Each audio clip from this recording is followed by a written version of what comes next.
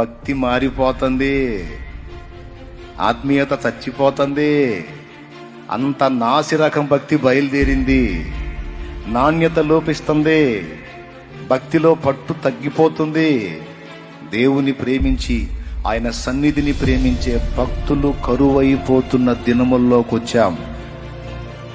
అందుకని మీకు ఆ భ్రష్ట స్థితి రాకుండాన్నట్లు ఈ మాటలు మీకు హెచ్చరికగా దేవుడే అందిస్తున్నాడు, నేను కాదు.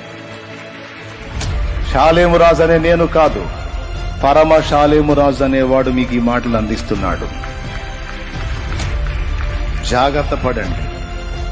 దైవ చిత్తాన్ని, సంకల్పాన్ని గుర్తుపట్టి దేవునికి సమీపమై ఆయనకు నచ్చి ఆయన మెచ్చేటువంటి భక్తి చేసి ఆయన్ని ప్రేమించి ఎన్ని రోజులు నీకు భూమి మీద కాలం ఇచ్చాడో అన్ని రోజులు నీ జన్మ చరితార్థం చేసుకొని ఆయన దగ్గరికి చేరటం మన బాధ్యత.